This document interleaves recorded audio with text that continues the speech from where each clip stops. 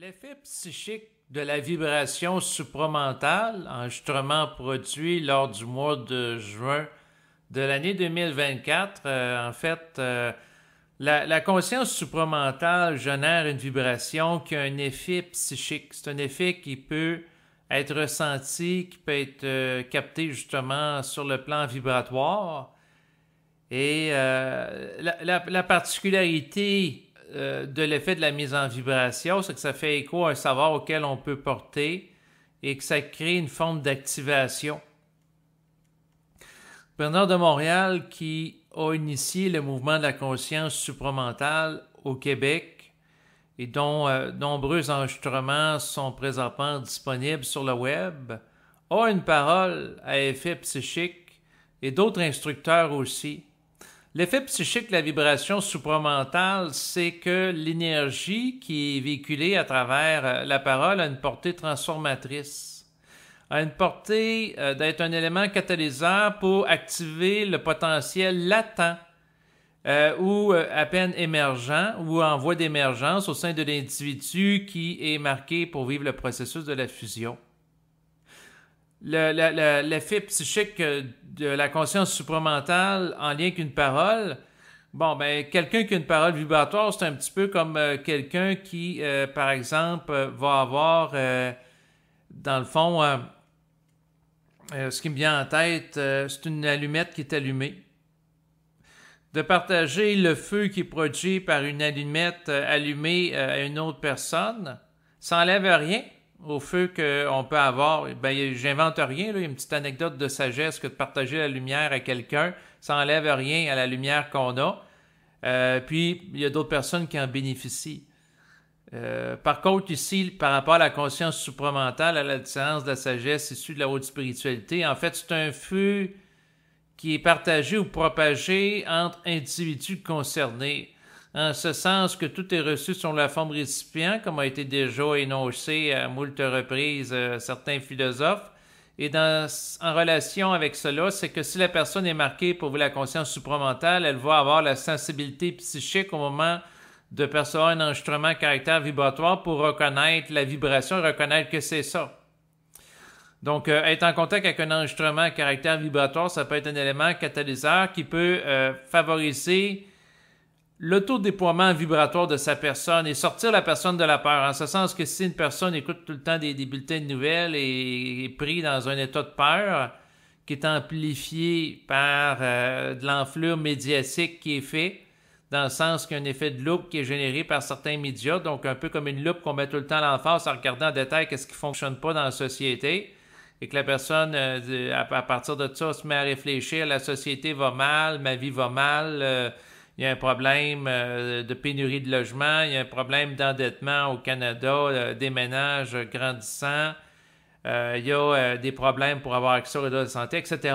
La personne qui est dans des réflexions qui sont induites dans son mental en lien avec les médias ou en lien avec les forces astrales, qui s'oppose à ce que l'individu soit en contact avec la vibration supramentale et qu'il travaille en unisson avec elle, vont faire un travail de sape, un travail de blocage d'une vibration haute. Et l'individu qui, à travers des enregistrements, peut véhiculer une vibration à caractère supramental, c'est comme une personne qui va activer un circuit énergétique dans certains cas, au sein d'individus qui l'écoutent, qui va participer et contribuer à les allumer. Naturellement, c'est pas un individu qui parle vibratoirement qui va amener l'autre à fusionner. Il n'y a pas personne qui fusionne à la place d'une autre personne. Non, c'est l'esprit de l'individu qui détermine c'est qui fusionne, puis c'est l'esprit de l'individu qui va créer les circonstances et les événements et les synergies qui vont faire en sorte qu'une personne va être en contact avec du matériel vibratoire plutôt qu'une autre, et qu'il va être en contact avec ce matériel-là à un certain moment donné de sa vie. Bien entendu, il peut y avoir des interférences astrales. Donc, des entités astrales peuvent, dans le fond, aller à l'encontre d'une forme de synchronisation optimale qui peut être générée par le plan de l'esprit pour retarder les individus, créer des chocs de manière prématurée en exposant des gens en contact avec un matériel qui n'ont pas nécessairement à avoir accès. Quoique les forces astrales n'ont pas intérêt à ce qu'un dévoilement de la conscience vibratoire se fasse à grande échelle, donc ils ont tout intérêt à ce que soit cette conscience soit ridiculisée, soit elle soit tassée, mise de côté de ce qui est véhiculé dans les médias de masse et à la multitude. Mais de toute façon, les êtres sur le plan éthérique n'ont aucun intérêt non plus présentement, au moment où j'ai fait cette capsule audio en 2024, à ce que le matériel supramental soit véhiculé dans les médias de masse. Donc, à la fois le plan astral ni le plan éthérique n'ont pas intérêt, donc le matériel n'est pas véhiculé. Mais par rapport au thème de cet enregistrement, c'est-à-dire l'effet psychique de la vibration supramentale, il est abordé parce que au fil des gens, au fil du temps, moi en tant qu'individu, là, je vais vous parler dans un registre un peu plus personnel pour les prochains instants. Je fais des enregistrements depuis plusieurs années sur le web et j'ai observé un phénomène particulier. Il y a des individus qui, dans le fond, s'intéressent beaucoup à la conscience supramentale, entre autres à l'instruction développée par Bernard de Montréal, mais qui, c'est correct aussi, là, ils ne vont pas adhérer à des éléments clés par rapport à ça. Bien entendu, je ne dis pas aux gens d'adhérer à des éléments ni de croire parce qu'à ce moment-là, vous n'êtes pas libre. Par contre, le point, c'est que je trouve curieux comme phénomène, parce qu'il y en a un avec qui j'ai eu un échange récemment qui me disait que la conscience vibratoire, c'était le mot vibratoire, en fait, une forme de fumisterie langagière et ésotérique. Donc, le mot vibratoire, sur le plan intellectuel, sur le plan rationnel, sur le plan de l'intelligence du premier niveau, en effet, c'est une forme mystificatrice dans le sens que c'est un mot qui est l'histoire de la conscience vibratoire ou la vibration supramentale, c'est pas clair. C'est une notion abstraite. Derrière ça, c'est quoi? C'est une énergie qui est pas totalement compréhensible par l'intellect. Ce qui fait en sorte que, dans le fond, il peut pas, comment dire, tout dépendant comment qu'on appréhende le phénomène, si on l'appréhende avec le mental inférieur, le mental intellectuel, c'est sûr que c'est incompréhensible, c'est sûr que ça paraît illogique, etc. Mais dans son effet psychique, parce que, dans le fond, j'ai eu des échanges avec différentes personnes qui vont dire, ben non, l'histoire de la conscience vibratoire, Bernard de Montréal qui parle de la réincarnation, du double passé vient d'ailleurs, tout ça c'est de la foutaise. Mais j'ai observé au fil du temps un phénomène particulier, puis c'est entre autres là-dessus que je veux attirer votre attention. Puis il y en a peut-être certaines personnes parmi vous qui ont vécu ça.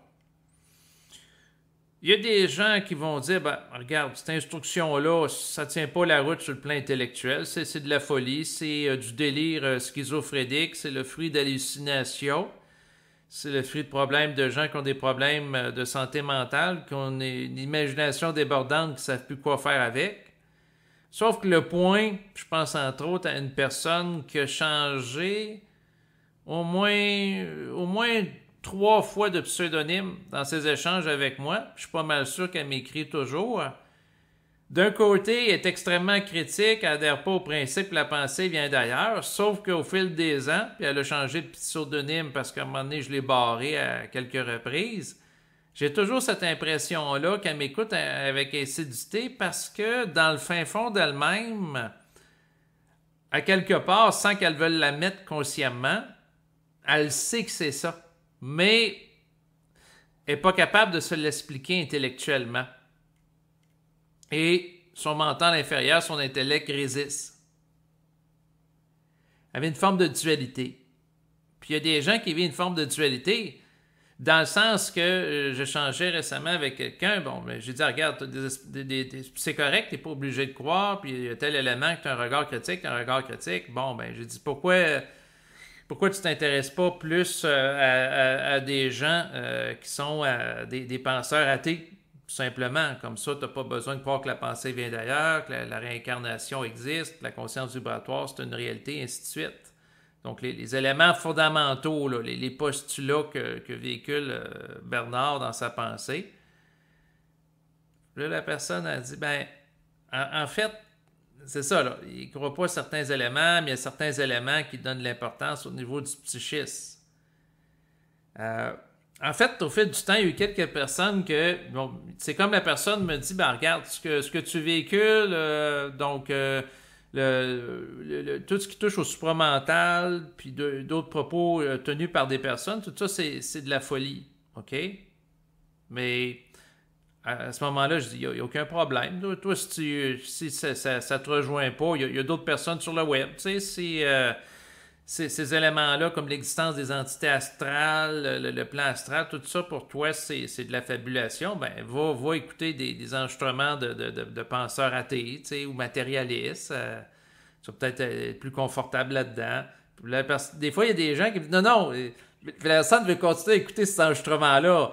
Mais là, des fois, je ris intérieurement. Puis là, ce que ça me dit intérieurement, tu dis à quelqu'un quelque chose, ça me dit quelque chose intérieurement, il va dire, tu vis un épisode de psychose schizophrénique. T'entends une voix qui dit quelque chose. Donc, à ce moment-là, c'est-à-dire que tu as un problème de santé mentale grave. En Occident, la schizophrénie, présentement, est psychiatrisée. C'est très grave. Comme autrefois, il y a à peine quelques décennies. Quelqu'un aurait dit, je suis homosexuel. La personne avec tous les psychiatres, les psychologues auraient dit, problème de santé mentale. Les choses changent avec le temps. Donc, il y a eu une dépsychiatrisation de l'homosexualité en Occident. Ça va peut-être se faire également en Iran puis dans d'autres pays du Moyen-Orient. On verra au fil des ans. Mais pour ce qui est de la conscience supramentale, tout ce qui est paranormal encore en 2024, c'est psychiatrisé. Donc, t'es vu comme fou, sauf que je vais quand même dire qu'est-ce que mon esprit me dit. Bien que certains évaluent que c'est impossible que la pensée soit produite en dehors du cerveau physique. Mais j'ai jamais eu de démonstration cohérente par rapport à l'existence de la pensée produite par le cerveau. Dans le sens que on va dire, OK, l'activité du cerveau va générer des influx électriques, OK. Il y a de l'énergie qui passe à travers les neurones, OK. Les neurones sont vecteurs d'une information, OK. Mais pour moi, c'est la radio. C'est un peu comme c'est un radio qui fonctionne bien, il va bien intercepter les ondes. Si la radio est brisée, prenons par exemple quelqu'un qui est atteint d'une maladie neurodégénérative comme l'Alzheimer.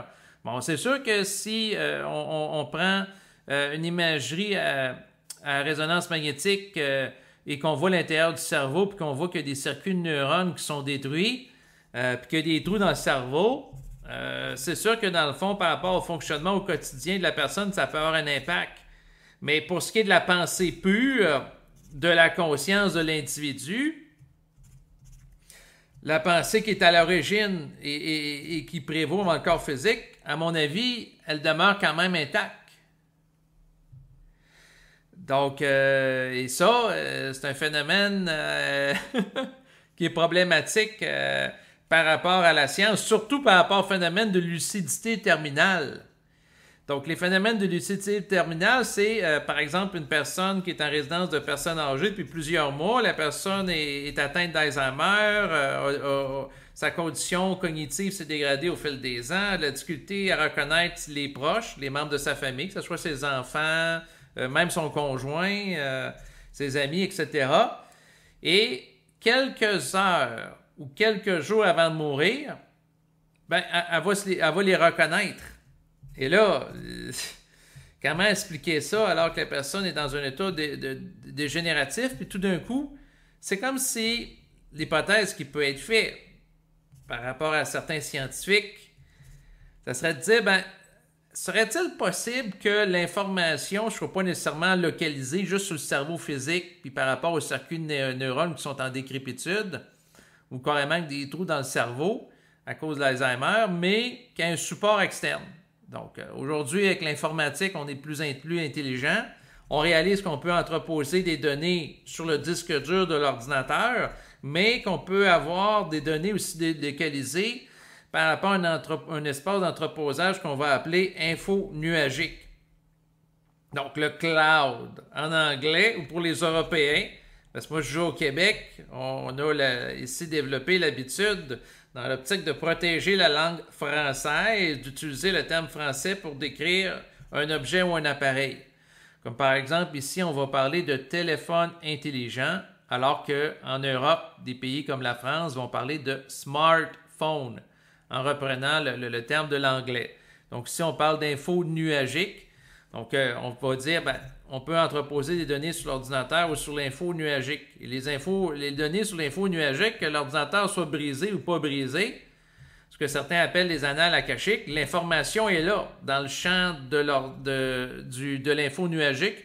Ici, c'est sûr que ce n'est pas un champ comme les annales akashiques abstraits, lié à une structure énergétique où les données sont entreposées, mais c'est plutôt de l'ordre de données qui sont entreposées sur des serveurs externes, donc à l'ordinateur. Donc, il y a des data centers, comme diraient les anglophones, donc des centres de données, où une quantité incroyable de données de différents utilisateurs, de géants du web sont entreposées, ce qui fait en sorte que si l'ordinateur physique est détruit de l'utilisateur puis il perd sa donnée qui était là-dessus, s'il en a fait une copie sur l'info nuagique, eh bien, il peut la récupérer. D'ailleurs, j'avais lu un livre de Michio Kaku il y a plusieurs années qui disait que l'avenir, c'est de penser délocalisé.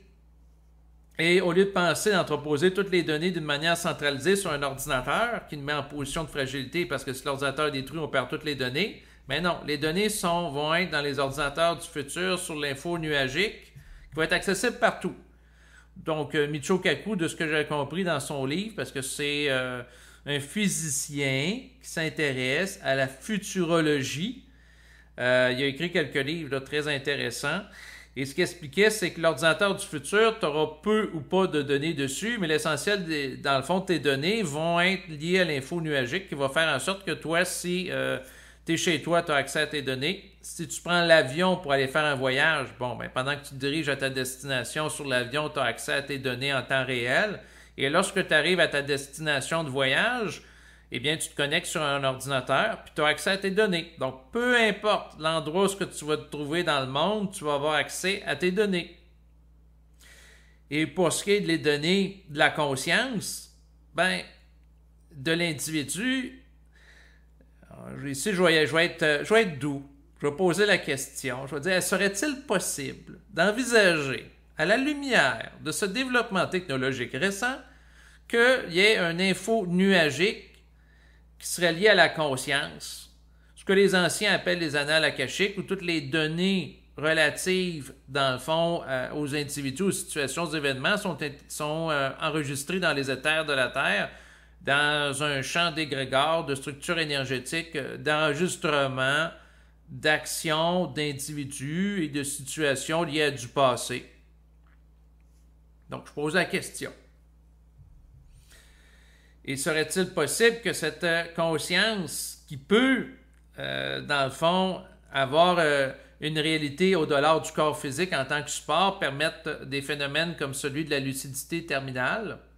Et l'accès à cette banque de données peut permettre, dans le fond, la captation de conscience de gens qui ont déjà existé dans le passé, d'où le phénomène de la réincarnation. Pour ce qui est du phénomène de la réincarnation, à l'égard de tout ça, ce que j'ai à dire, c'est dans une réinterprétation contemporaine, on peut parler de vie parallèle en lien avec certaines découvertes de la physique quantique, entre autres.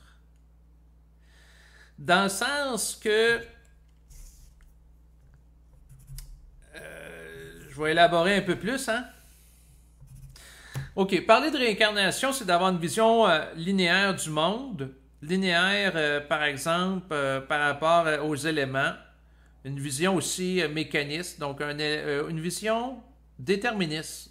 L'élément A du passé va avoir un effet sur l'élément B du présent, qui va avoir un effet sur l'élément C du futur. Donc, une vision linéaire.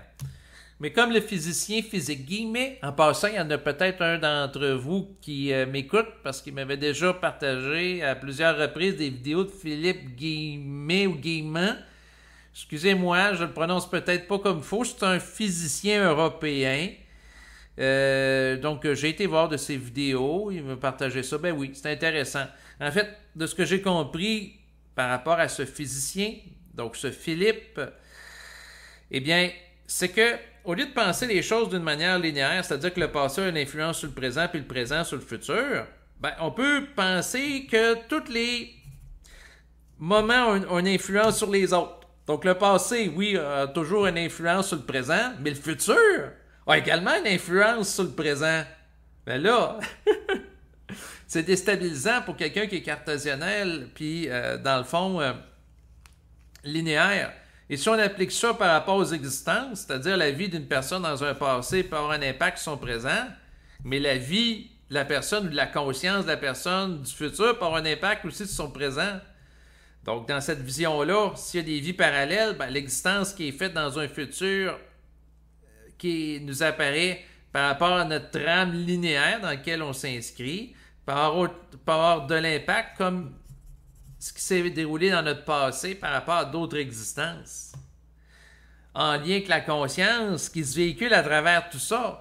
La conscience, la façon que je la conceptualise, la conscience, c'est jamais dans un vase clos absolu. Donc, et rien, à mon avis, n'est en vase clos absolu. Dans le sens que, tout pénètre, toute chose, tout est interrelié, puis dans ma compréhension de la réalité, il y a une seule chose dans l'univers. Et lorsqu'on vit cette chose-là, qui est une en réalité, mais d'une manière fragmentée, on peut avoir l'illusion de l'existence de l'espace, puis de la temporalité. Mais je dis illusion, en fait, je vais rectifier mon propos, je vais dire des impressions existentielles. Hey, je vais faire des belles formes philosophiques. Non, je fais des farces. Des impressions existentielles de temporalité, mais en réalité, tout se vit maintenant, partout. Comme disait André Moreau, le philosophe jovialiste, qui d'ailleurs préfère parler de vie parallèle que de vie antérieure, bien, dans le fond, ici, il disait, en lien qu'il citait un penseur en disant « Ici, c'est partout, maintenant, c'est toujours. » Ben oui, je suis d'accord avec lui. Donc, Bernard de Montréal avait été influencé par des formes ésotériques par rapport à l'existence de la réincarnation. Aujourd'hui, on peut réinterpréter ça en parlant de vie parallèle, mais le point, c'est que la conscience n'est pas nécessairement cloisonnée à un corps physique. Puis que, comme je l'expliquais tantôt, si le corps physique, dans le fond, prend fin, un peu comme un ordinateur, bon, ben, à un moment donné, l'ordinateur, il y a une durée de vie. À un moment donné, il y a des limites aussi, parce qu'on peut augmenter, par exemple, la mémoire vive d'un ordinateur en rajoutant des braquettes de mémoire, mais c'est pas à l'infini. Donc, il y a des limites. Même chose pour une personne, elle peut se faire, à un moment donné, transplanter un organe comme un rein, mais je veux dire, l'organe transplanté, il y a une limite de vie, puis elle a une limite de vie aussi. Donc, ça, c'est sur le plan physique de la forme manifeste. Mais la conscience qui se véhicule à travers le véhicule, donc, que ce soit l'ordinateur ou l'individu, elle est de nature éternelle. Bien sûr, il y a des gens qui vont dire, ben là, non, ça se peut pas, ça n'existe pas, c'est des fabulations, c'est de l'ego qui, pour des raisons de mécanisme de défense, va chercher, ayant peur de la mort puis de sa finitude, à croire à l'existence de quelque chose qui est éternel. Mais, à mon avis, il y a une réalité derrière ça, dans le sens que la conscience dans le cosmos, c'est un phénomène qui est sans fin, qui est pas limité. C'est-à-dire la conscience est au-delà des formes physiques. Oui, le corps physique a une durée de vie limitée, mais la conscience qui se véhicule à travers est illimitée et va s'exprimer dans plusieurs directions, à travers plusieurs individus. À un moment donné, j'écoutais des enregistrements sur Internet, c'était par rapport à une dame, une hypnothérapeute qui procédait à des régressions hypnotiques. Et elle accompagnait des gens, puis elle leur demandait d'une manière indirecte, où est-ce que vous vous trouvez, qu'est-ce que vous voyez. Puis bon, il y avait des cas de personnes qui disaient faire une régression hypnotique où leur conscience était dans le passé. ce que certains vont appeler des vies antérieures. Bon, ça, je m'y attendais, il n'y a rien de spectaculaire là-dedans. Sauf qu'à un moment donné, il y avait des cas aussi que la personne, dans le fond, ça se déroulait dans le futur. Ben là, disons que la personne est en contact avec une existence, ça se déroule en 2100, dans le futur par rapport au temps présent.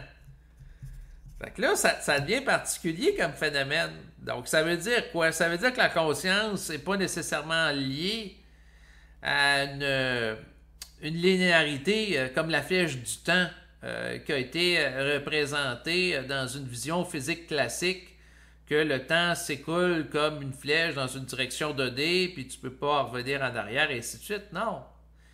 De toute façon, la relativité en lien avec la physique quantique, là, la relativité qui avait été abordée par Einstein, en fait, va nous dire que juste au niveau de, par exemple, au niveau du déplacement d'une personne par rapport à l'espace, le temps va fluctuer. Donc, si dans un espace-temps donné, disons que la personne se déplace dans une fusée à travers le système solaire, ben, elle va être confrontée au fait que le temps, il ne s'écoule pas de la même façon sur Terre que dans d'autres systèmes solaires ou sur d'autres planètes. Donc, il y a une dimension déjà juste au niveau de l'espace physique relatif du temps. Donc, le temps, en fait, est interprété d'une manière linéaire au niveau de l'ego qui se réfléchit tant qu'il vit sur Terre, mais au-delà du corps physique et au-delà de la Terre, le temps, c'est autre chose. C'est sûr que de parler de simultanéité d'existence de la conscience à travers des individus multiples qui ont cours tous maintenant, au niveau de l'ego, c'est une pirouette intellectuelle d'appréhender ces choses-là. C'est pas évident.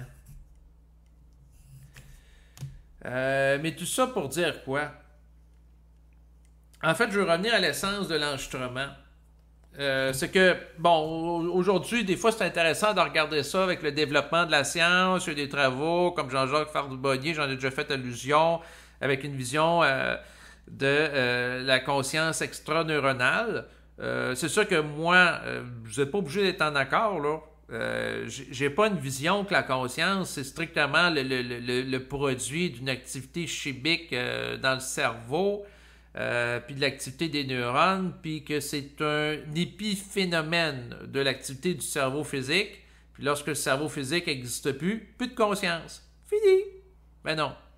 J'ai plutôt comme vision que la conscience existe, indépendamment du corps, du cerveau. Mais c'est sûr que le cerveau a une influence sur les modalités de son expression. En ce sens que c'est sûr que si le cerveau est endommagé, la personne, dans le fond, est atteinte de démence importante parce qu'elle est diagnostiquée depuis plusieurs années d'Alzheimer.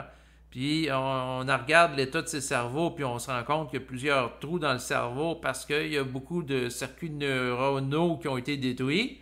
C'est sûr que la personne n'aura pas un potentiel de s'exprimer autant que quelqu'un qui est dans la fleur de l'âge. C'est clair. Puis il y a certaines aires du cerveau qui sont propices à l'expression ou pas de certains éléments liés à la conscience. Ça, c'est clair. Je nie pas ça. Sauf que le point, c'est que je ne me limite pas à l'aspect physique dans ma façon d'appréhender les choses. Et je pars du principe que la conscience qui s'exprime à travers l'individu d'une manière vibratoire existe par-delà le cerveau physique, a une existence propre. Et qu'un cerveau physique est juste un vecteur d'impression.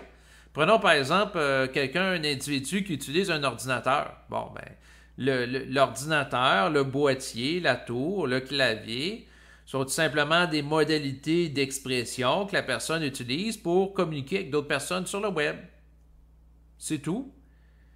Donc, c'est de comprendre ça puis de mettre ça en contexte qui n'est pas nécessairement évident. Puis, lorsque le corps physique n'existe plus, dans le sens que lorsque la vie du corps physique prend fin, ben, la conscience qui va animer le corps physique, va continuer à exister. Donc, parce que le corps physique, si on part du principe que la pensée vient d'ailleurs que le cerveau physique, ben, ce qui émet la pensée, le cerveau étant comparable à un récepteur radio, continue d'exister. Bien entendu, c'est un des éléments fondamentaux pendant plusieurs années que Bernard de Montréal présentait dans ses conférences à répétition.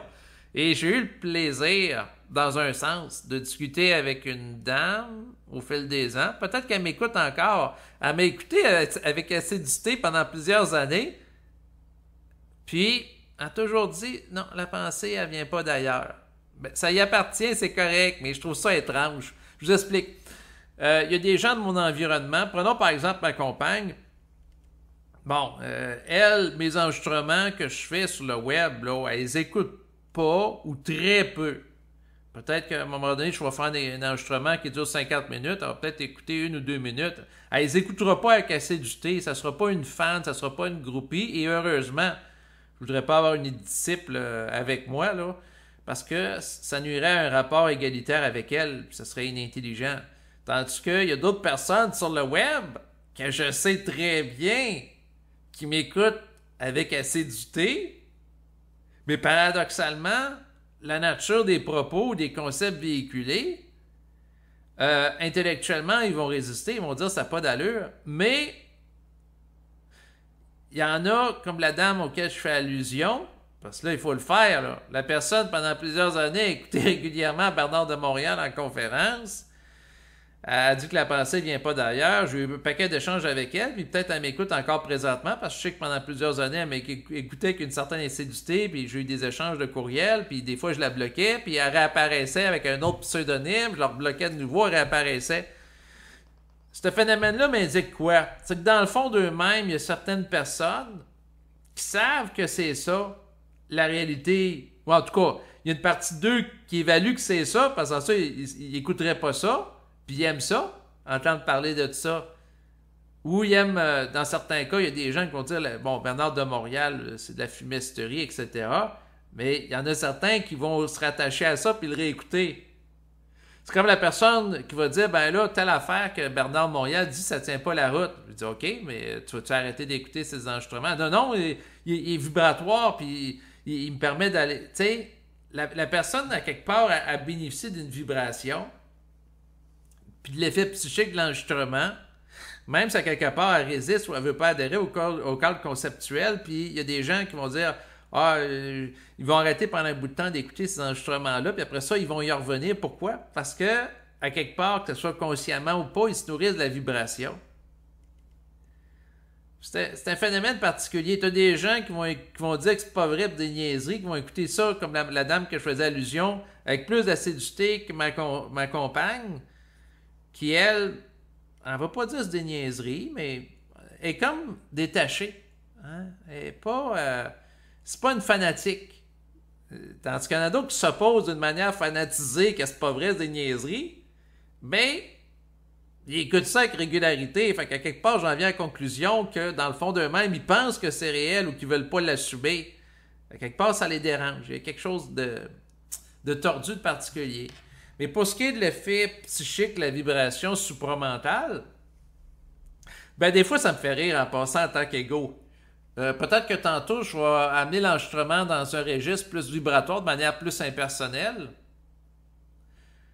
Mais c'est comme si il y a une partie de mon auditoire, ça fait orgueilleux peut-être de ma part de dire ça, mais qui savent intérieurement qu'il y a quelque chose de réel par rapport au plan vibratoire, qui ne veulent pas nécessairement l'accepter ou l'assumer.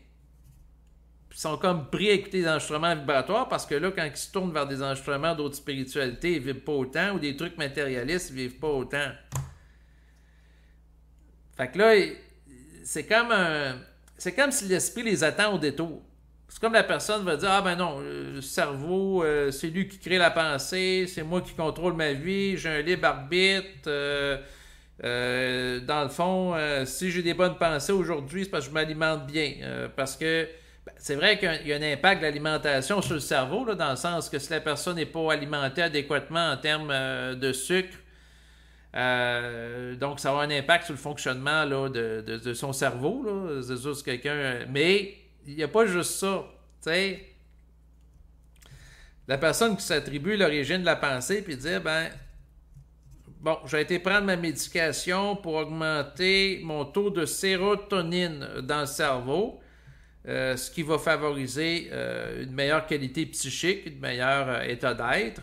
Donc, en ayant ça pour se rajouter au niveau de sérotonine normale, ben, je vais être correct. Puis là, la personne va dire, c'est à cause de ça que je suis conscient que j'ai une belle pensée. Oui, ça peut avoir un certain impact, l'aspect chimique, ou utiliser par exemple du lithium pour réguler l'humeur. Les sels de lithium, oui, ça a un impact. Sauf que le lithium, l'aspect physique, c'est pas ça la source de la pensée. C'est pas parce que, dans le fond, la personne prend un médicament sur le plan physique que la personne va être, dans le fond, la source de pensée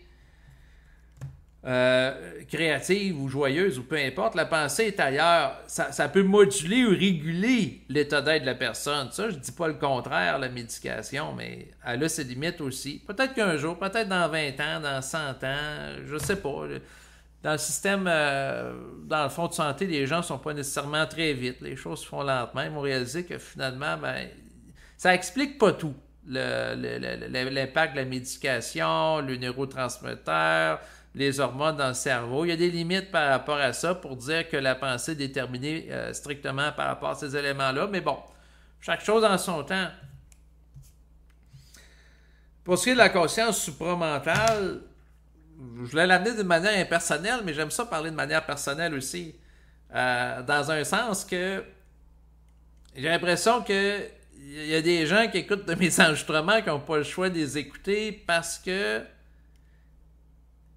ils sont mis en vibration pour écouter ces enregistrements-là. Dans un sens, puis ils reviennent tout le temps à écouter ces enregistrements-là, comme la madame que je parlais tantôt. J'ai mon rôle à jouer. J'ai un rôle différent. En fait, je ne veux pas me substituer à Bernard de Montréal, ni même à personne. De toute façon, je ne voudrais pas prendre ce rôle-là initiatique sur mes épaules parce que ça me créerait des tensions énergétiques. Puis c'est pas ma fonction, mon mandat. Mon mandat, c'est plus de parler dans une optique d'intégration personnelle, aussi à une certaine amplitude, mais différente. Puis c'est correct. Avec le temps, je l'apprécie. Parce que faut réaliser que la personne qui a un mandat d'initiation planétaire à vaste échelle au fil du temps est confrontée à des oppositions inversement proportionnelles sur le plan énergétique et autres. Donc, puis il y a des responsabilités occultes aussi. C'est comme la personne qui se présente comme étant général à la tête d'une armée. Prenons le temps de la guerre napoléonienne. Donc, c'est sûr que si une armée rivale à Napoléon voulait mettre en échec l'armée, puis ils ont une cible en particulier, ben ça doit neutraliser Napoléon, pas nécessairement le fantassin. Donc, le point, c'est que la personne qui se présente à la tête d'un mouvement, c'est sûr, c'est elle qui va être attaquée à la base, pas les individus qui œuvrent en continuité avec le mouvement dont elle a participé à être une courroie de transmission sur le plan physique d'une vibration éthérique. Ça, c'est par rapport au supramental. Mais je vais revenir à l'effet psychique de la vibration supramentale.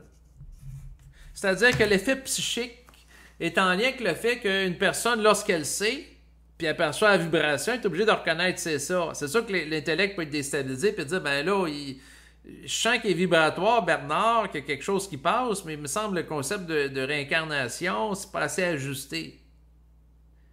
Mais si la personne entend Bernard qui parle de réincarnation, puis elle sent qu'une vibration passe, elle est obligée de reconnaître qu'à quelque part, il y a une réalité vibratoire, même si c'est pas articulé d'une manière aussi raffinée que son ego aimerait l'être, ou sophistiqué, en relation avec les découvertes récentes de la physique quantique qui va parler ou donner davantage d'importance à l'hypothèse de vie parallèle et de possibilités que des temporalités présentes et futures ont une incidence sur le présent. Donc, dans la optique d'aller au-delà de la linéarité des influences, dans le sens que l'intrication quantique fait que, par exemple, deux particules subatomiques, peu importe l'endroit où ils se situent dans l'espace, il y en a une qui vit un changement, puis l'autre vit un changement similaire. Donc, elles demeurent liées, peu importe l'espace et le temps. Ça veut dire quoi? Ça veut dire qu'en delà de la réalité spatio-temporelle d'espace et temps, il y a une réalité que, dans une perspective, on peut appeler vibratoire, qui a une incidence sur les deux, parce que si le temps et l'espace ça a un impact, on pourrait dire qu'une particule ne peut pas changer au-delà de la vitesse de la lumière où ce que l'information est propagée, parce que, à quelque part, si l'information est propagée plus vite que la lumière, c'est parce qu'à quelque part, il y a une liaison de l'individu au-delà de la vitesse de propagation de la lumière ou de la propagation des informations du plan physique d'un point A à un point B. S'il y a ça qui existe, parce qu'à quelque part, il y a une autre réalité parallèle. Donc, l'histoire de réalité parallèle, de conscience au-delà du corps physique, à quelque part, il y a des gens qui sont obligés de prendre ça en considération, même si c'est pas agréable pour certains, à un certain niveau.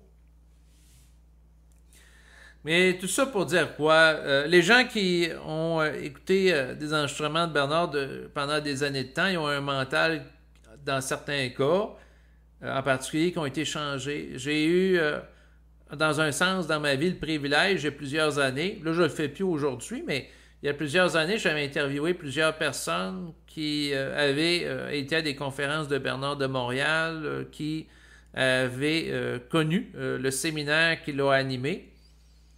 Le séminaire étant une activité d'à peu près une fin de semaine où ils sont exposés vibratoirement à Bernard. Et ça amenait des changements, dans le sens que il y a des gens qui ont été significativement exposés à l'instruction de Bernard de Montréal pendant des années, qui sont devenus par la suite des vecteurs à effet psychique de la vibration supramentale. Donc, dans ma sensibilité, pour en avoir rencontré quelques-uns d'entre eux, sans pour autant les mettre sur un piédestal, sans pour autant les mystifier, sans pour autant me représenter comme étant des individus totalement conscients, totalement parfaits, totalement dans l'intelligence. Il y en a que j'ai rencontrés qui ont des travers humains quand même importants, là, qui ont des croyances erronées, qui vont faire des fois des erreurs. Sauf que le point, c'est que ces gens-là, en présence, avaient un mental léger, que le mental chantait qui était changé. Est-ce que ces gens-là, de ce que j'ai perçu, avaient encore de l'orgueil à certains niveaux? La réponse c'est oui. Sauf que la vibration qu'ils dégagent est différente, parce qu'ils ont été exposés à Bernard qui est véhiculé et pendant des années de temps ont été vecteurs de vibrations différentes. Fait qu'ils sont porteurs de changement. Et là, c'est déroutant par l'intellect parce que l'individu, s'il est honnête, s'il est transparent de l'ego, il est obligé de reconnaître que cette vibration-là existe. Puis naturellement, pour des raisons de loi d'énergie, il va être attiré par cette vibration-là. Fait que là, la personne peut dire, ben, ça se peut pas que ça existe intellectuellement parlant, mais vibratoirement parlant, je le sens, je le capte. C'est par-delà l'intellect. Moi-même, moi-même, sur le plan intellectuel, parce qu'avec des années, j'ai eu des échanges avec des gens qui ont été très critiques, qui ont contesté l'instruction, Bernard, tous ces trucs-là. Puis moi-même, à un certain niveau, j'ai contesté les choses, mais au fil des ans, à un moment donné, je prends des pauses, mais je reviens tout le temps d'aborder ces choses-là, puis qu'à quelque part, l'état d'être qu'une personne peut vivre sur le plan vibratoire, je suis obligé de reconnaître qu'il y a une réalité énergétique derrière ça. Donc, si on aborde un peu plus en détail le concept de vie parallèle, de vie antérieure, dans mon cas, j'ai vécu une expérience particulière en lien avec ça il y a quelques années. En fait, je vous explique brièvement. J'avais écouté le film qui s'appelle La cartographie des nuages. Ça, c'est le titre en français québécois. Parce que pour ce qui est des films, vous pouvez avoir un film traduit de l'anglais. En anglais, c'est Cloud Atlas, le film auquel je fais allusion. Et avoir un titre par rapport à ce film en français québécois, mais aussi en français de France ou en français européen qui ne sera pas le même. Donc, s'il y a des gens en Europe qui m'écoutaient, ça se peut que ce ne soit pas la cartographie des nuages, le titre du film auquel je fais référence qui date de 2012. Mais si vous référez au titre en anglais Cloud Atlas, vous allez pouvoir le retracer comme ça. C'est un film qui met en vedette Tom Hanks et qui se déroule par rapport à plusieurs époques simultanément. C'est un film qui est très long, qui dure au-dessus de 2 heures, mais dans mon cas, je ne me suis pas ennuyé. C'est un film que j'ai trouvé très intéressant. Et sans que je l'aille chercher à travers ce film-là, j'ai vécu une expérience intérieure particulière. Dans le sens que le film est en lien avec différentes époques de l'humanité. Donc, dans le passé, dans le passé, il y avait la traite des esclaves. À une autre époque, dans les années 70, il y avait de la magouille par rapport à l'industrie nucléaire. À une autre époque, l'époque présente, bon, il y a un monsieur contre son gré, c'est plus à caractère humoristique qu'on va le chercher de force à aller en résidence de personnes âgées. Puis, il y a d'autres actions qui se déroulent aussi dans le futur de notre humanité, donc une époque plus technologique. Peut-être c'était à Séoul, peut-être en 2100 ou en 2200, où l'humanité présente continue avec des développements technologiques encore plus présents. Puis une autre époque post-apocalyptique où notre humanité a sombré et une partie de l'humanité est retournée à l'âge de pierre et d'autres qui sont des rescapés de l'humanité ancienne ont conservé certains éléments de technologie, mais avec des limites. Et il y a comme deux humanités, donc des gens qui vont se battre avec des couteaux, des lances, des flèches, puis d'autres ils vont avoir des vaisseaux spatiaux, ils vont avoir des rayons laser, et ainsi de suite. Là. C'est très différent. Et par rapport à chacune de ces époques, naturellement, il y a des injustices qui sont vécues par rapport à des personnages. Toujours le fait que l'orgueil va perdre des êtres humains. Il y a des rapports de domination qui amènent des injustices à différents niveaux. Injustice qui permet l'esclavage, injustice qui va permettre par la suite des magouilles par rapport à l'industrie nucléaire, et ainsi de suite. Et à travers ça, en écoutant ce film-là, à un moment donné, j'étais avec ma compagne, puis elle m'a vu, je me suis mis à pleurer. J'ai rentré en transe. Puis tout dépendant de la perspective que vous pouvez avoir, quelqu'un peut dire ben, c'était une vie antérieure ou c'est une vie parallèle. Quoi qu'il en soit, ce que je peux dire en tant qu'égo qui a vécu le phénomène, c'est qu'il y a eu une conscience que j'ai perçue qui m'a parlé intérieurement, qui a vécu dans le fond, à travers moi qui visionnais le film en tant qu'égo, une résurgence, dans le fond, une forme de rédemption, de compréhension à travers le fil des événements, où il était question, dans le fond, à travers les époques, il y avait toujours des rapports de domination des individus qui amenaient des déséquilibres, des injustices très graves à être commises. Puis la conscience avec laquelle j'entrais en contact, je vais essayer de l'aborder ça sans créer de forme, là. Je ne dis pas de croire à ça, mais ce qui m'est venu spontanément, pour moi, c'est une expérience réelle, très intense émotivement. La conscience s'est exprimée à travers ma parole. J'étais en espèce d'état de transe, puis je pleurais. C'était une grande tristesse.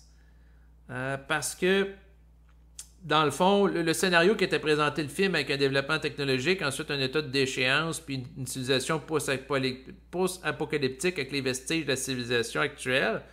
Le scénario exposé dans le film faisait écho à ce que cette conscience-là a vécu dans un passé lointain par rapport à la Terre.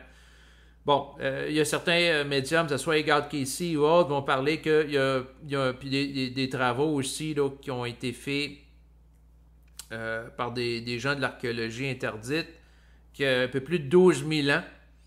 Il y avait une civilisation technologiquement avancée sur Terre qui a connu une état de déchéance. Certains vont parler d'Atlantide. Et bon, pour ce qui est de la conscience, je vais vous le dire de manière assez directe, la conscience qui, de ce que j'ai vécu, c'est comme s'il y avait une conscience qui, à travers moi, visionnait en même temps que moi le film, puis elle a, comme en écoutant le film, elle a fait des prises de conscience, puis elle a réalisé que, ouais, dans le fond, elle a participé à un agenda qui, par orgueil, a amené la déchéance d'une civilisation passée, qui a fait qu'on a perdu présentement des capacités. Donc, la conscience auquel je fais référence, c'était probablement, de ce que j'en ai perçu, dans le fond, parce qu'il y a plusieurs choses qui me viennent en tête, puis c'est délicat. Puis cette conscience-là, il ne faut pas la mettre sur un piédestal non plus.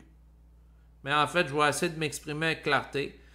Disons qu'il y a plusieurs millénaires, il y a des êtres de nature extraterrestres qui viennent d'autres civilisations, qui sont venus sur la Terre et qui cohabitaient, dans le fond, avec des hominidés sur Terre. Ils ont procédé à des manipulations génétiques.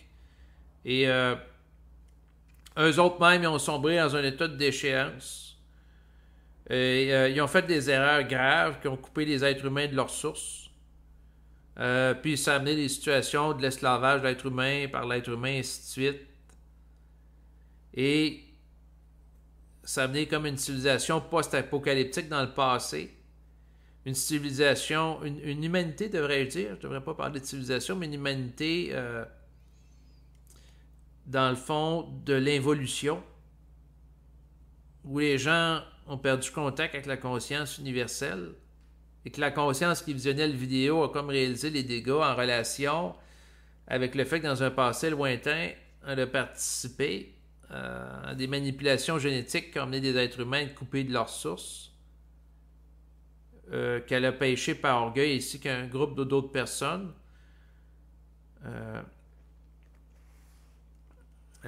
Donc,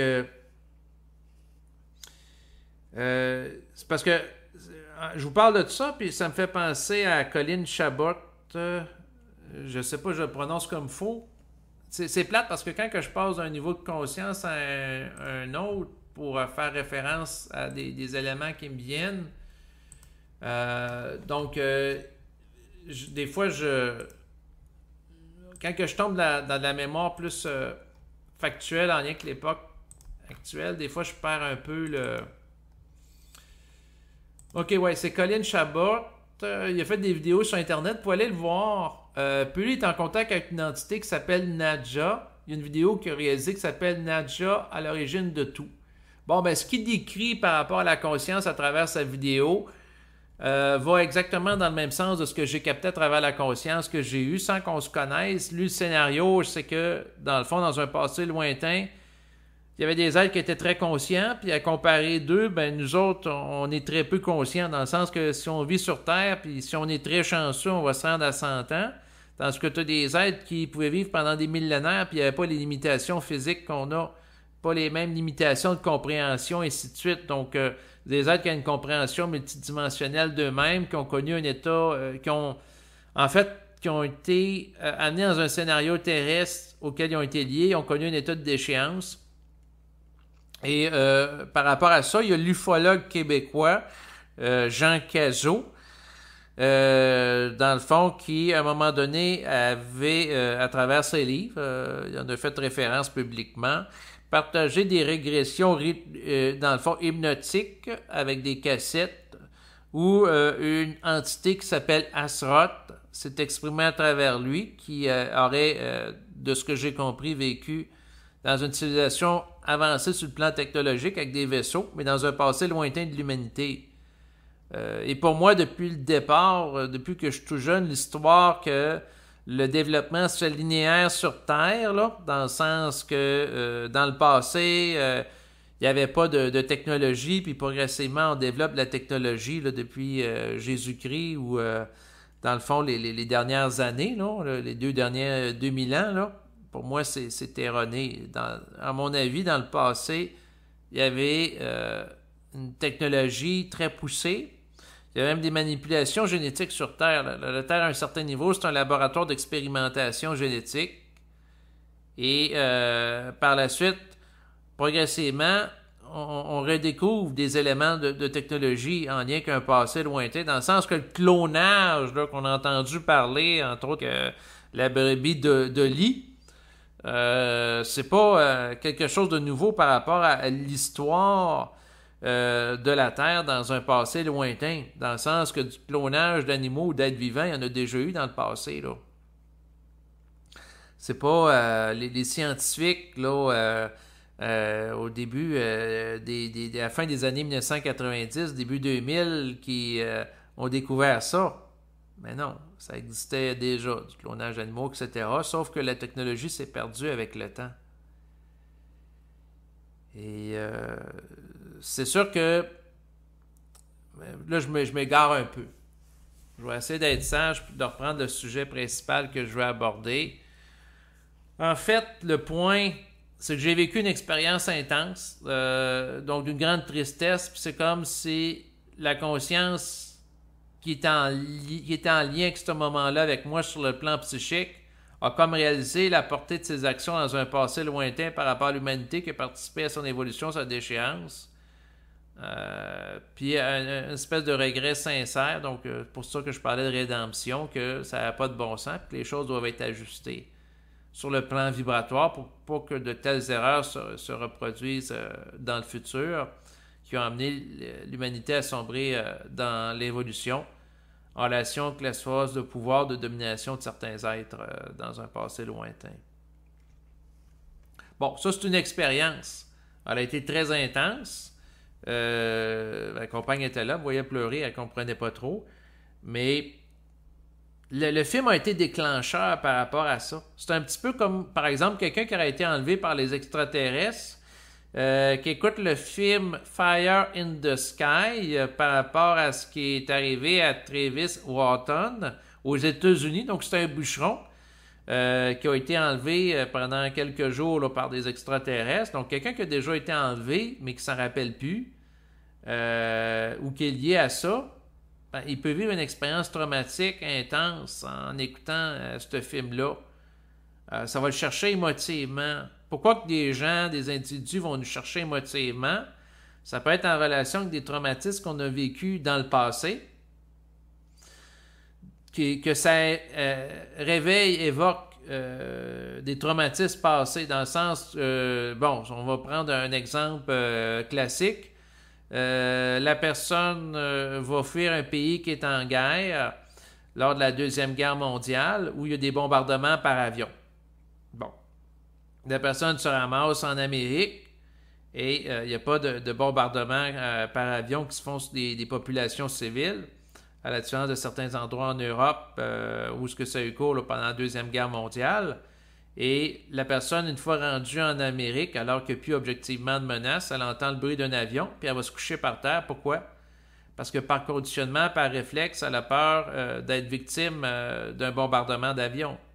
À cause que, dans le passé, elle a vécu des mémoires traumatiques en lien avec ça, dans le sens que si elle est au courant qu'il y a des gens qui sont morts de bombardement d'avion dans ses voisins, dans les villes voisines, bien, c'est sûr qu'elle va avoir peur elle-même de mourir d'un bombardement à avion. Pourquoi? Ben, ça fait partie de son mémoriel. Bon, à savoir si le mémoriel qui a été réactivé à travers le visionnement d'un film, c'est par rapport à mon existence présente, non.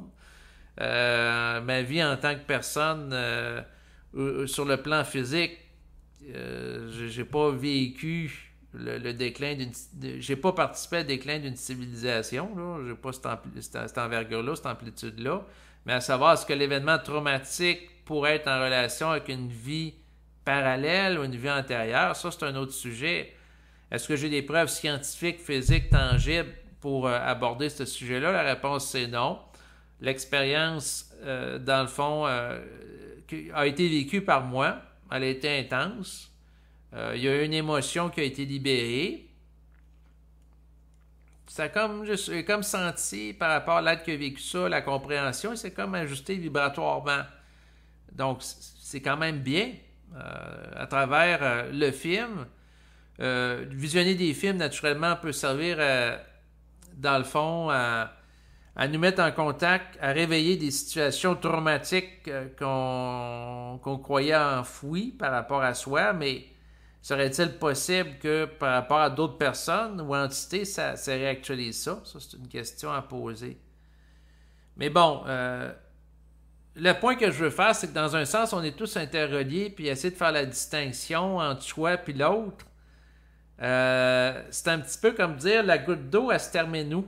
Dans le sens que vous avez un bain rempli de gouttes d'eau, et dans le fond, la question de la délimitation des frontières, l'étanchéité des frontières, tout ça c'est très subtil, parce que dans un sens absolu, vous pouvez regarder les particules subatomiques d'une goutte d'eau, vous allez découvrir toutes sortes de choses. Bon, on va avoir il va y avoir des atomes qui vont avoir par la suite un noyau, qui va avoir des neutrons, des protons. Et ensuite, il y a des quarks, il y a le boson de Higgs. Puis on va continuer à faire des recherches dans le petit, là, puis après le boson de Higgs, on va sans doute trouver d'autres choses, puis d'autres choses, puis d'autres choses. Pourquoi? Parce que c'est infini, puis si on va dans l'infiniment grand aussi. Donc, dans un sens absolu, les frontières n'existent pas totalement, là. Puis la frontière entre le plan physique et le plan éthérique n'existait pas de manière absolue, c'est une réalité communicante. Puis dans un sens, si vous prenez de la lumière elle a une masse, mais en même temps, c'est une onde. Donc, tout dépendant comment on l'appréhende, de la lumière, c'est corpusculaire, puis c'est ondulatoire. Puis un être humain est composé d'atomes, puis les atomes, ben, ils ont une masse, mais en même temps, ils ont une onde aussi. Puis c'est de l'énergie.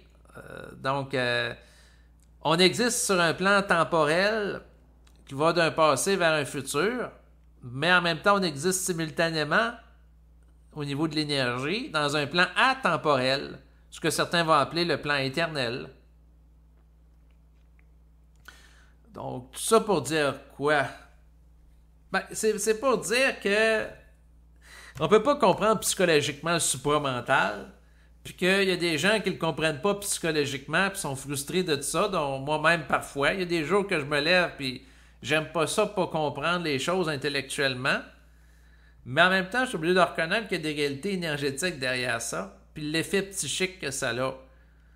Ce que j'ai à dire, ben, c'est que si vous vivez des effets psychiques associés à la captation ou la perception d'un vibratoire, soyez assez transparent ou honnête pour vous-même. Vous n'êtes pas obligé de vous vanter de cette réalité-là que ça existe sur la place publique. Là. Vous n'êtes pas obligé d'en parler publiquement, mais ayez l'honnêteté intellectuelle de reconnaître pour vous-même que c'est une réalité. Puis, en tant qu'ego, j'ai essayé des fois de comprendre où est-ce que commence ma conscience puis où est-ce que ça s'arrête. Puis finalement, ben, je suis obligé de dire, ben, ma conscience, c'est quoi ma conscience? Tu sais, c'est des questions sans fin, dans le sens que si, par exemple, ma compagne et moi, on a la même idée d'aller au même moment au restaurant. Bon, si c'est une habitude, je peux comprendre.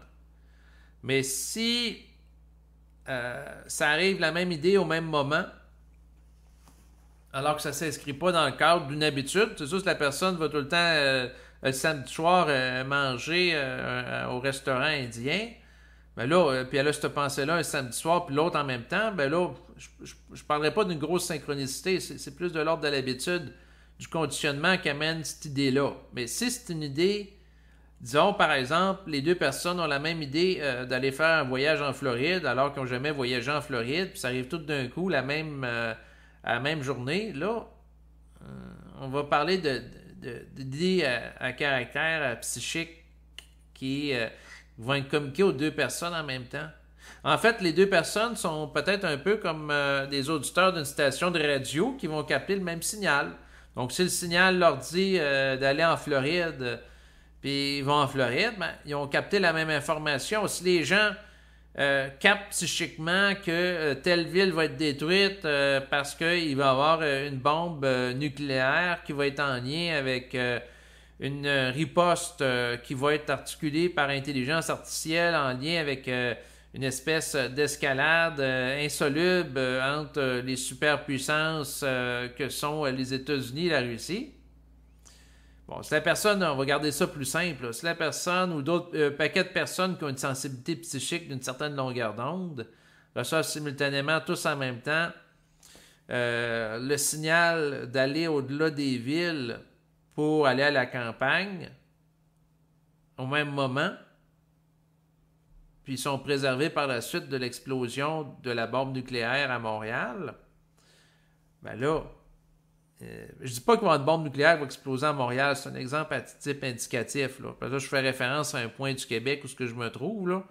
J'aurais pu dire Paris, mais en fait, je ne veux pas créer des peurs là, inutilement. Je vais rectifier le propos. Il faut que je sois sage avec les années. En étant sage, c'est que si les gens ont tout simplement le signal intérieur de leur petite voix qui leur dit ben, quitte telle ville pour aller ailleurs, pour avoir la paix, la personne suit le signal, c'est ça, suivre une vibration ultimement, c'est ce qui va permettre à la personne de préserver sa vie.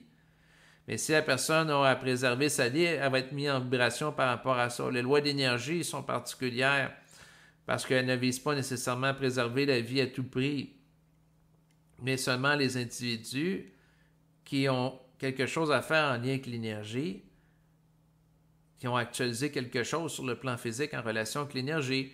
Comme dans certains cas, ça peut être la renaissance d'une humanité suite à un état de déchéance qui amène une humanité à plonger dans un scénario post-apocalyptique, puis qui a une relève pour générer ensuite une humanité nouvelle.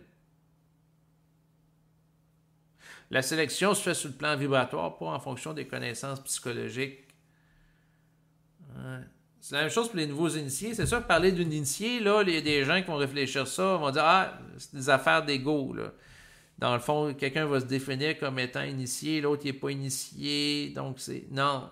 Au niveau vibratoire, c'est que la personne, qu'elle le veuille ou qu'elle ne le veuille pas, si elle a été initiée ou être consciente de la réalité vibratoire, elle va l'être. Puis il y a des gens qui peuvent être initiés qui ne veulent pas l'être, mais ça l'ont. Il y en a d'autres qui le sont, puis ils le savent, puis s'enorgueillissent, ce qui n'est pas intelligent, puis ce qui fait qu'ils sont bloqués d'une partie de l'intelligence de la vibration, car manque de transparence de l'ego qui permettrait alors une interception optimale du signal. Donc, mais la personne peut dire « Ah non, moi je ne suis pas initié, ça n'existe pas, toutes ces affaires-là, c'est des fumisteries vibratoires, c'est des niaiseries, c'est du monde qui sont schizophrènes, qui ne savent pas quoi faire, qui vont sur Internet, qui vont halluciner. » Mais si dans le fin fond, elle-même, la personne, elle sait que c'est réel, mais elle ne veut pas se l'avouer, elle peut résister longtemps. Mais tôt ou tard, cette réalité-là va la rattraper, puis elle va être obligée de composer avec, c'est juste une question de temps. Parce que l'intelligence créative est plus intelligente que l'intelligence réflexive ou les voiles ou les oppositions. L'intelligence créative, comme elle est créative, est comme un joueur d'échecs qui a toujours un coup d'avance sur l'autre. Fait que tôt ou tard, elle fait éclater la forme de l'autre qui prend tout ce que l'autre peut lui dire contre lui-même. Donc, un peu à l'image d'un avocat qui dit « Tout ce que vous allez dire peut être contenu contre vous. » Bon, c'est ce que fait l'astral par rapport à l'humanité, dans le sens que par rapport à tout ce que les êtres humains peuvent faire sur le plan physique, le plan astral ou l'intelligence artificielle peut retenir l'information pour essayer de manipuler en retour à la lumière de cette information en s'appuyant sur les acides du mémorial, l'être humain, pour l'amener dans une direction plutôt qu'une autre. Mais l'intelligence créative peut toujours court-circuiter cela. Et pour que l'intelligence vibratoire soit interceptible par l'ego, ben, il faut qu'il y ait la sensibilité et la disponibilité. Mais pour qu'il y ait la disponibilité, il faut que l'astral soit tassé. Ainsi de suite. Mais sinon, à un moment donné, je discutais avec des gens qui voulaient argumenter. Parce qu'on peut toujours argumenter. Tu sais, comme par exemple, on va dire, moi je regarde les travaux, puis j'ai un côté comme ça aussi. Fait que des fois, c'est pour ça que j'ai embarqué dans le passé. Dans le sens que j'aimerais ça avoir une explication rationnelle et logique de la conscience vibratoire qui permettrait d'avoir un cadre conceptuel parfait qui l'expliquerait, mais c'est pas possible. J'ai de la difficulté à l'accepter, ça fait plusieurs années. Puis je rencontre des gens qui ont la difficulté de l'accepter, puis je viens un peu une espèce de mise en vibration en lien avec ça, c'est-à-dire que ça m'influence ou ça me manipule. Fait que là, j'essaie de convaincre des individus, puis à travers eux-mêmes, je réalise que finalement, je voulais me convaincre. Puis on peut toujours contre-argumenter avec l'intellect à un certain niveau, jusqu'à temps que l'intellect soit mis en échec par un choc vibratoire. Fait que l'argumentation, c'est un jeu, hein? Comme par exemple, le docteur Mario Beauregard, qui étudie dans le domaine des neurosciences, c'est un Québécois, il fait des travaux très intéressants, et cherche, dans le fond, à faire la démonstration par rapport à l'existence de la conscience dans une perspective post-matérialiste, c'est-à-dire que la conscience, c'est quelque chose qui n'est pas nécessairement le produit strictement d'un cerveau physique matériel. Et donc, il y avait le cas d'une personne qui avait connu un état de mort clinique. Bon, ben, l'électrocardiogramme était à plat, pas d'activité de cœur, puis l'électroencéphalogramme sur lequel était branché, pas d'activité du cerveau. Puis là, la personne, pendant l'état de mort clinique, elle disait s'être rappelé les propos dans l'état de mort imminente qui ont été dits proches d'elle, alors que si le cœur et le cerveau ne sont pas activés, où est-ce que vous voulez qu'elle enregistre l'information? Dans le sens que s'il n'y a pas d'activité dans le cerveau neuronal qui est détectée par une machine, vous ne pourrez pas croire que c'est une activité physique qui a permis d'enregistrer l'information dans le cerveau s'il n'y a pas d'activité. À un moment donné, il y a des limites, là. C'est parce qu'à quelque part, l'information ou la conscience passe à travers le cerveau, mais l'information est captée ailleurs. C'est ça, quelqu'un va répliquer, il va dire, ben, il y a peut-être des activités du cerveau, mais que l'électroencéphalogramme n'est pas assez sophistiqué pour détecter. Puis là, probablement, suite à cette critique-là, on va développer des électroencéphalogrammes qui vont détecter avec plus de sensibilité l'activité électrique du cerveau. Donc, on va améliorer la capacité de captation au cas où il y a une activité souterraine du cerveau qu'on n'aurait pas détectée dans le passé à cause que les instruments étaient trop rudimentaires. Puis là, après ça, si on développe ça, là, il va y avoir d'autres critiques. Ah ouais, mais il y a telle affaire. Puis ça finit pas. Mais c'est comme ça que, dans le fond, la science se raffine au niveau du jeu intellectuel. Sauf que, dans le fond, il y a des gens qui vont me confronter, puis ils peuvent confronter le supramental, je m'en fous, quelque part, en tant qu'égo, je suis détaché de ça à un certain niveau. Mais des fois, ça me dérange un peu de voir l'espèce de dynamique perverse de certaines personnes d'écouter ça avec assiduité au fil du temps, mais c'est comme s'ils ne reconnaissent pas la réalité derrière ça. C'est ça qui m'étonne, mais ça leur appartient. Chacun vit ses choses. Moi, personnellement, si par exemple, je ne m'intéresse pas aux courses d'automobile, Chris, je ne passerai pas les 20 prochaines années à écouter assidûment toutes les vidéos de courses automobiles. Ça serait vraiment une perte de temps à mes yeux. Donc, c'est ça.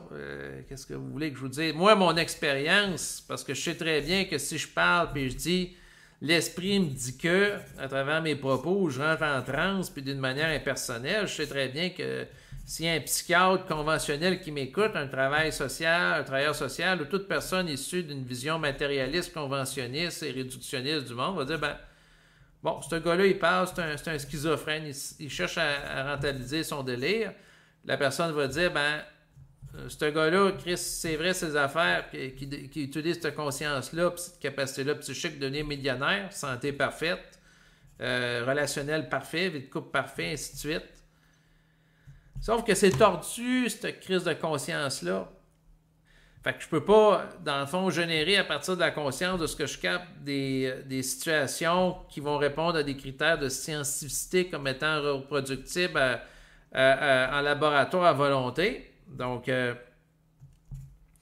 y a des gens qui ont fait des expériences en utilisant entre autres le jeu de cartes de Zener avec différentes formes géométriques, puis utiliser la capacité de vision psychique pour être capable de reconnaître les formes sur les cartes, les prédire, voir des événements à distance. Oui, ça peut marcher à un certain niveau. Sauf que par rapport à ce que je vis dans mon rapport avec l'esprit, ben, l'esprit, ce qu'il me dit, ben, mon rôle, c'est pas de faire de toi une créature de foire scientifique ou que ça fonctionne constamment, ce que tu veux en tant qu'ego, mais que tu évolues. Donc, ou que j'ai une santé parfaite. C'est sûr que je sais très bien qu'au fil des mois, j'ai parlé, j'ai un problème de santé de lichen scléreux atrophique ouvertement dans des enregistrements. Ben, il y a des gens qui vont dire, ben là, il parle de conscience, de l'important d'être en santé, il va bénir sa santé, puis il y a un problème de santé. Oui, mais c'est parce que c'est pas moi qui contrôle tout. C'est ça qui est tordu. Parce que si je discute avec un scientifique matérialiste, il va dire, ben, je suis ouvert à ce que tu fasses une démonstration réplicable en laboratoire de tes facultés psychiques, de ta capacité à faire ci, à faire ça. Mais je suis obligé de répondre, ben, je fais pas ce que je veux quand je veux tout le temps, là. Là, ça devient tordu parce que la conscience passe à travers moi, puis que, dans le fond, mon esprit, que ce soit reconnu ou pas par les scientifiques, s'en calisse. Il fait son travail pareil sur le plan vibratoire. Donc, c'est un peu, il s'en fout. C'est tordu, là. Fait que, puis moi, dans la situation que je suis, est très inconfortable parce que, dans le sens que si j'étais athée, je dis, bon, la conscience, tout ça, c'est de la merde. Le but dans la vie, c'est tout simplement d'utiliser. Bon, il y a du hasard, il y a des situations, puis d'utiliser tout simplement, concrètement, dans la vie de tous les jours, le maximum de mes actions pour faire un maximum d'argent. Puis le but dans la vie, c'est tout simplement de faire de l'argent. Le reste, les valeurs morales, tout ça, c'est de la merde. C'est juste une perspective capitaliste qui a imprimé, pragmatique. Bon, ben, ça serait très simple. Mais je sais que la vie, c'est pas juste ça. Fait que là, je me tourne vers le domaine de la conscience, en attendant que la conscience me permette d'avoir accès à de l'information pour, par exemple, améliorer mon sort financier. J'ai regardé des gens qui ont voulu faire des placements boursiers avec l'esprit. Ça marche, de ce que j'ai vu, ça marche pas en fonction de leur volonté. Fait que là, les gens vont dire, ben ouais, mais là, si ta conscience ne permet pas ça, c'est parce que ça n'existe pas. Puis je vais répondre, non, ça existe. Puis des fois, j'ai des informations. Ce qui est curieux, puis peut-être qu'il y a des gens qui m'écoutent qui ont vécu ça aussi, c'est d'avoir accès à des informations sans faire d'efforts sur des personnes, des situations, des événements que vous captez, vous interceptez psychiquement. Fait que là, vous avez ces informations-là, vous êtes obligé de dire c'est réel, puis après ça, vous pouvez dire en tant qu'ego, ben là, moi, OK, j'ai eu cette information-là, sans que la personne me l'ait dit, que telle personne que j'ai vue a des enfants. Fait que là, je regarde telle autre personne, puis là, je cherche à savoir elle a des enfants ou pas, puis ça se peut que je sois désinformé par l'esprit, puis que après ça, ça me dit pourquoi je suis désinformé, puis que l'autre fois, j'ai eu l'information sans faire d'efforts, c'est parce qu'ils vont me dire que c'est les êtres sur le plan éthérique qui contrôlent ça. Ils veulent se manifester suffisamment pour qu'on ait accès à une compréhension de leur existence, que l'information vient d'ailleurs, que la pensée vient d'ailleurs du cerveau, qu'on n'est pas juste un cerveau physique. Mais en même temps, ils ne veulent pas nécessairement nous donner tout ce qu'on veut, tout cuit dans le bec pour faire plaisir à notre ego, parce que leur intérêt, c'est pas que notre ego soit en puissance, mais que notre ego soit ajusté à eux. Ce qui fait en sorte que mon problème de santé, parce que il y a quelques semaines, des fois, je regarde des livres, comme par exemple celui... j'ai pas beaucoup de livres, en fait. J'en veux pas beaucoup non plus, parce que je trouve que ça prend de l'espace. Mais dans le journal personnel d'André Moreau, à un moment donné, il parlait de son problème d'abcès périanal. Donc, c'est au début des années 1980. Je faisais la lecture de ça. Pourtant, André Moreau qui passe son temps à bénir sa santé, etc. Et en lisant ça, parce que moi, puis c'est un problème qui a traîné, puis peut-être qu'il traîne encore aujourd'hui, tu sais, c'est pas agréable. On s'entend qu'en tant qu'ego, il a probablement pas voulu ça, hein, un abcès périanal. Moi, sur le plan de l'ego, j'ai pas voulu ça, un problème de lichen scléreux atrophique. Puis il y a d'autres personnes qui m'écoutent probablement qui ont des problèmes de santé qui veulent pas, que ce soit un problème de, tu sais, je pense à mes beaux-parents, ma belle-mère qui est atteinte de diabète, mon beau-père de Parkinson. Probablement que c'est pas des problèmes de santé qu'en tant qu'ego, d'une manière volontairement consciente qu'on choisit. Donc ça veut dire quoi? Ça veut dire que à un certain niveau, il y a une programmation qui s'effectue, mais c'est pas parce que cette programmation s'effectue là que la capacité d'agir de l'individu sur l'invisible n'existe pas. Dans le sens qu'il y a une partie de notre réalité physique qui est en lien avec l'invisible qui est constituée. Mais il y a un volet qui nous échappe. Là, ça devient tannant un peu. Là. Parce que d'un côté, l'individu qui bénit sa santé, il peut participer à ce que son corps soit davantage en santé qu'un autre. Donc, par des autosuggestions, entre autres, etc., ou retrouver la santé plus rapidement d'un problème de santé. En fait, hier, j'ai fait une indigestion avec la diarrhée un peu. Ça s'est passé rapidement. Aujourd'hui, je suis en bonne santé, je suis relevé, puis je suis content. Des fois, il y a des choses que ça va vite, puis on est content, etc. Dans mes observations, la pensée d'un individu, sa subjectivité a un impact. Prenons par exemple le cas de ma famille. Mon père est décédé à l'âge de 45 ans. Ça s'approche tranquillement de mon âge, hein, j'ai 43 ans.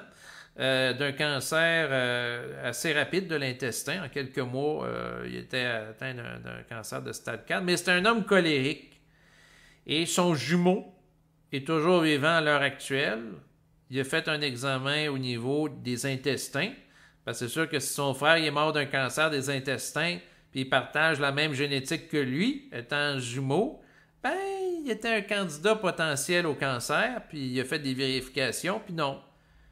Quand il a fait les tests au niveau de l'intestin par rapport à une colonoscopie, non, il n'y avait pas de cancer. Or, les deux individus ont une génétique similaire. Qu'est-ce qui explique cela? Il y a plusieurs variables. On va dire, la gestion du stress, l'alimentation, et je rajouterais aussi la psychologie. L'oncle que j'ai, qui se trouve avec le jumeau de mon père, qui est toujours vivant, quelqu'un qui a le plus le sens de l'humour, qui prend la vie avec la légèreté et qui est moqueur aussi. Tandis que mon père était plus sérieux, était plus austère, était plus colérique, perfectionniste.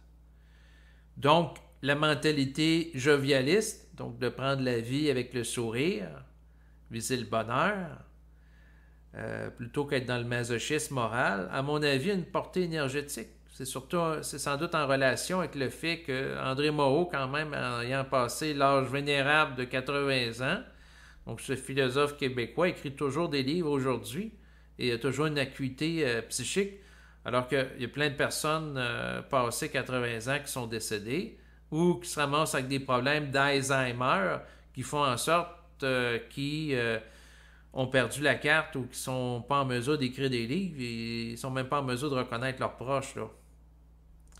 Donc, l'état d'être de la personne a une incidence, constitue sa vie, mais il y a d'autres variables aussi. Parce que la personne peut avoir des problèmes de santé qu'elle n'a pas choisi, et ainsi de suite. Mais le point que je veux faire par rapport à tout ça, je vais essayer d'aboutir, hein, ça fait au-dessus d'une heure que je parle. C'est ça, pour moi, c'est un plaisir de vie de parler dans un sens. Ça me permet de m'exprimer, oui, puis de laisser d'exprimer l'énergie à travers moi. Ce que je veux dire, c'est que l'esprit a un agenda pour l'ego. L'ego peut résister à l'agenda, mais s'il est honnête avec lui-même, il est obligé de reconnaître l'existence de l'esprit et de l'agenda. La problématique avec l'esprit, c'est que il nous manipule, cette conscience-là nous amène dans des directions, etc. Ça, c'est en lien avec mon vécu. Mon vécu, comme je disais un peu tantôt, je me sens un peu coincé dans la vie à un certain niveau parce que je me sens comme entre l'arbre et l'écorce. D'un côté, je sais que ça existe, mais que je ne peux pas faire ce que je veux tout le temps avec l'esprit. Parce que sans ça, c'est sûr que présentement, au moment où je vous parlerai, je serais multimillionnaire dans un état de santé parfaite puis du lichen scléreux atrophique qui a amené à ce que j'ai une opération. J'en aurais pas. Et si j'aurais tout ce que je veux, peut-être que je serais plus orgueilleux que je le suis présentement. Donc, puis je pourrais produire des expériences qui seraient réplicables en laboratoire de voyance, de remote viewing, vision à distance, et ainsi de suite, que je pourrais présenter à des scientifiques. Mais c'est pas le cas. En fait, l'esprit s'en fout, comme je disais, ce qui m'est venu en tête de l'esprit. Il ne cherche pas à prouver des choses à des gens qui ne sont pas concernés. Puis les gens qui sont concernés par rapport à ça, qui résistent ou qui ne résistent pas, ben, ils vont être attirés comme des aimants par rapport à des enregistrements de conscience vibratoire, puis ils vont y revenir ponctuellement dans toute leur vie. Parce que, à quelque part, ils savent qu'il y a une vibration qui est réelle derrière ça. Ce que ça me dit concernant Marc Delassalle, puis on verra si ça va s'actualiser, c'est une prédiction que je capte présentement. Marc Delassalle, que j'ai interviewé pendant un paquet d'années, bon, ben, l'auditoire qu'il a eu de son vivant, c'est un peu la pointe de l'iceberg, parce que les gens qui vont l'écouter au fil des ans, son public, dans le fond, est plus dans l'avenir que dans le passé. Pourquoi? Parce qu'il vibrait une certaine vibration avec force, puis les gens, il y a des gens qui, vu qu'ils venaient après Bernard de Montréal, on dit « Ah, c'est un sosie de Bernard de Montréal, c'est un copier-coller. » Ouais, mais c'est une vibration, ils vivent une vibration. Donc, ils vont être obligés de prendre en considération ça. Puis les gens qui se sentent interpellés par cette vibration-là vont être obligés de prendre en considération les travaux de Marc Delassalle, même si le cadre de référence, etc., font pas nécessairement leur plaisir ou ça demande un effort. Tu as des Européens qui écoutent des enregistrements de Bernard ou d'autres personnes québécoises puis sont obligés de s'ajuster, s'adapter à l'accent, au vocabulaire, au niveau psychologique, ça demande de l'énergie parce que c'est pas tout à fait les mêmes mots, les mêmes formulations de phrases, les mêmes concepts. Donc ça demande un effort, mais s'ils sont supportés vibratoirement pour ça, ça va se faire avec une certaine facilité quand ils vont avoir l'énergie d'intégration. Voilà qui est dit. Mais pour ce qui est de Marc Delassalle, puis on verra, on pourra, c'est des gens qui m'écoutent encore dans 20 ans ou dans 30 ans, ou peu importe, on pourra s'en reparler, mais j'ai l'impression que le nombre de visionnements va augmenter dans les prochaines années par rapport à lui. Même chose pour Bernard de Montréal, puis d'autres personnes, dans la mouvance d'une diffusion supramentale à effet psychique. Pourquoi? Parce que avec le temps, la vibration supramentale descend, puis pénètre. L'astral peut retarder le mouvement, créer du doute, voire ridiculiser le mouvement, mais tout ça, c'est juste temporaire. C'est juste une question de temps, puis la vibration fait son chemin. Donc, c'est ça. Bon, ok, je vais arrêter, là. Ça fait presque 1h30 que je parle, là. Donc, écoutez, pour les gens qui m'ont écouté jusque-là, là, je vous remercie de votre écoute et je vous dis à bientôt. Au revoir.